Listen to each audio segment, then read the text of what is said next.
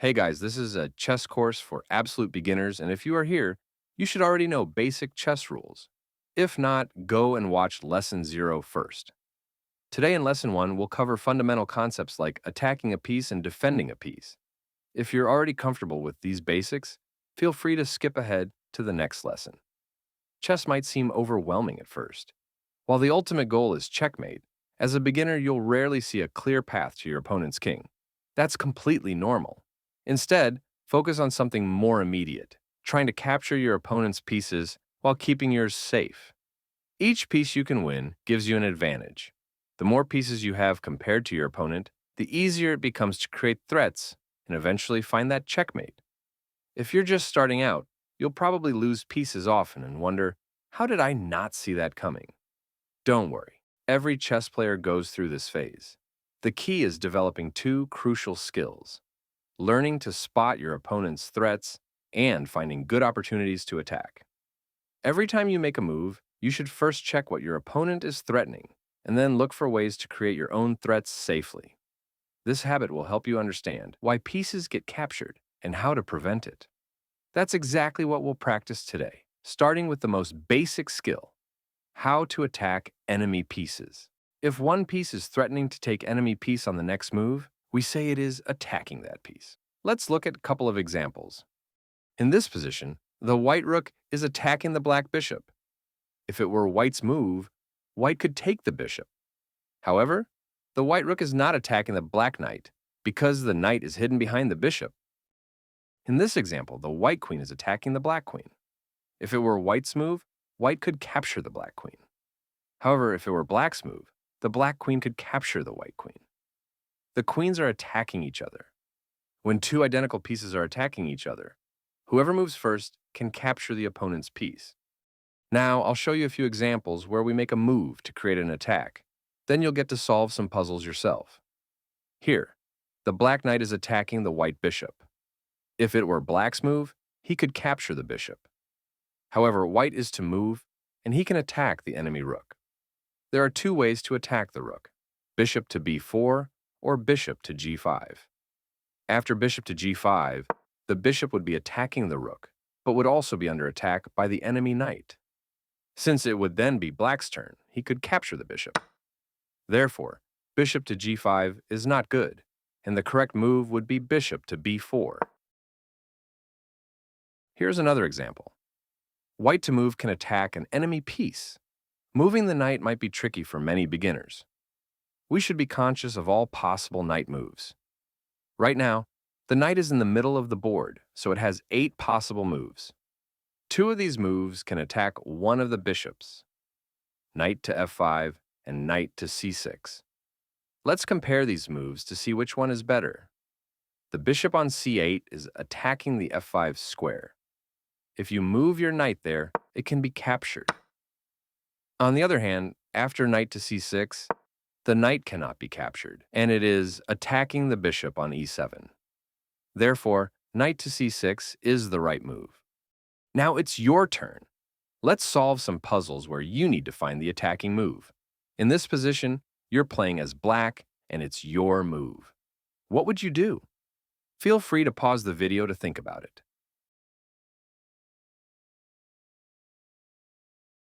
Let's analyze the possible moves, starting with the incorrect ones. While the black rook could attack the white rook by moving to g2 or c5, these moves would be mistakes. Why? Because after either move, it would be white's turn, and he could simply capture your rook. The correct solutions are rook to g1 or rook to f5, both safely attacking the white bishop. Have you found the solution? Well done. Now, let's try something a little bit more challenging. In this position, you play as white, and your goal is to safely attack an enemy piece. Take your time and pause the video to think it through.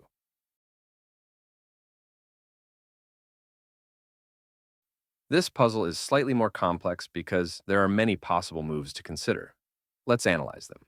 First, the white rook could attack the black queen by moving to f4 or d5. However, since the queen moves like a rook along ranks and files, it would simply capture your rook, making these attacks unsafe. The rook could also target the bishop by moving to e4 or d7, But these squares aren't safe either, as the black queen controls both of them and would capture your rook on the next move. Your knight could attack the bishop from c8, but this square isn't safe either.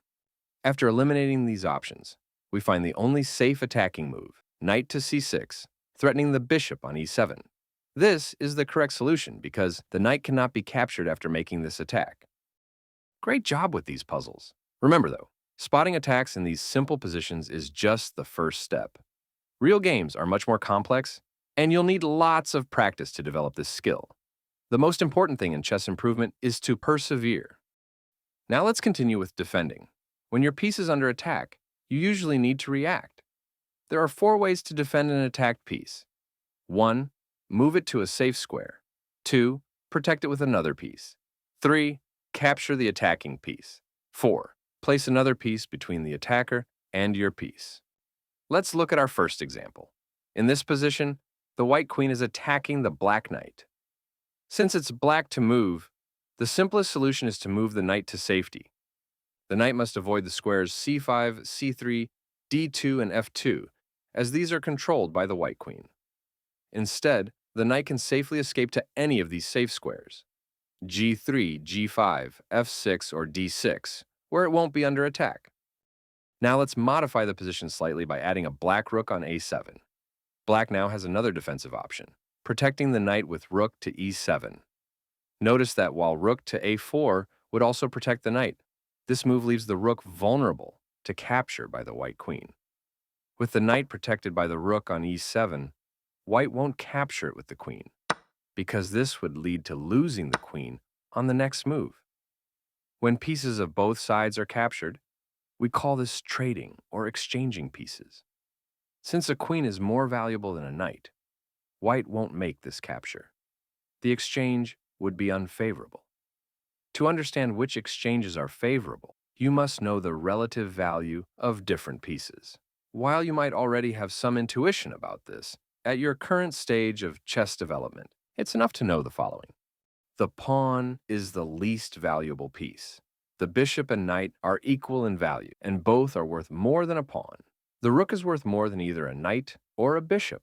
The queen is the strongest piece in terms of attacking power. The king, however, is in a category of its own. It cannot be assigned a value because losing it means losing the game. In the following position, black is to move, and their bishop is under attack by the white bishop. Black has several ways to defend.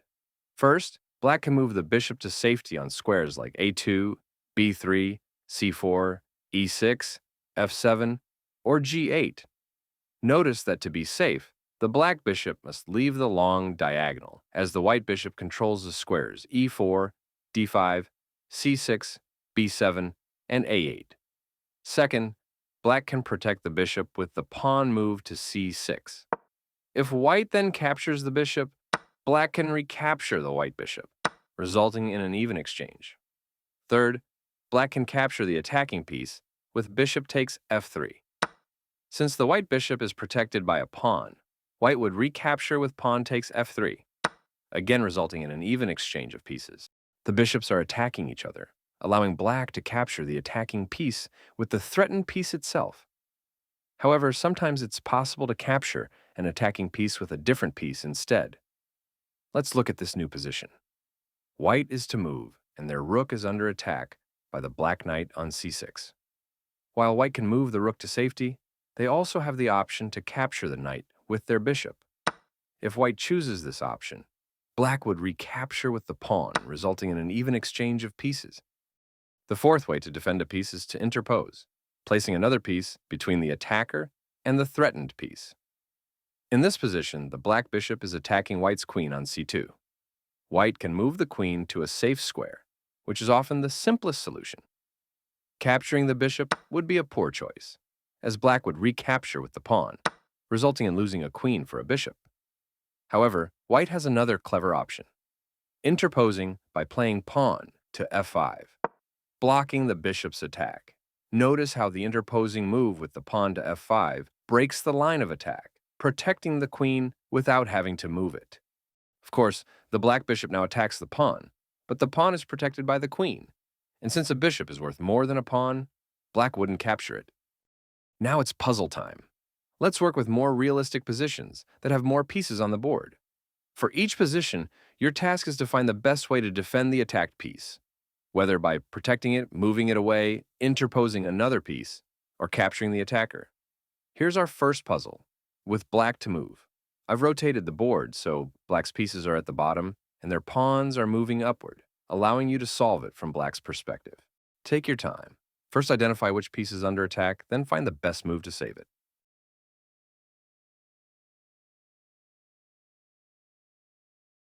Correct. White's knight on c4 is attacking black's pawn on b6. The best defense here is to advance the pawn to b5, which not only moves it to safety, but also creates a threat against white's knight. Let's look at our next position, this time from white's perspective. White needs to find the best move to defend their attacked piece.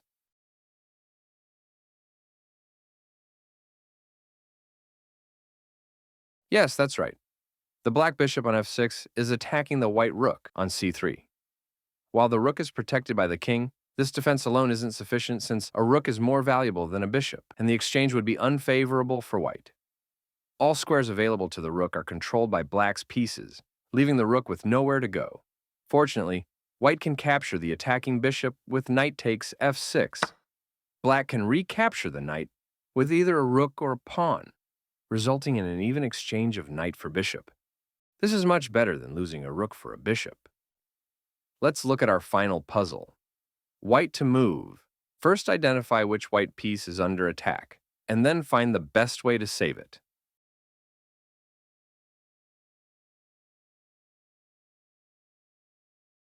The black rook on d8 is attacking the white knight on d4. The knight has no safe squares to move to, making retreat impossible. You might consider interposing a bishop on d5, but that would be a mistake, as the bishop could be captured by the enemy rook without compensation. Perhaps you thought of moving the king to e3 or d3 to protect the knight? That would be illegal, as these squares are controlled by black's pieces. After examining all these options, we can see that the only correct solution is to protect the knight with the pawn moved to c3. And that's it for today's lesson. But remember, watching this video alone won't make you good at spotting threats and opportunities. You need to practice these skills regularly. Try playing lots of games, focusing specifically on checking for threats before each move. And if you feel you need more practice with any of these concepts, attacking, protecting, or exchanges, let me know in the comments. I can create additional puzzle sets for you to practice with.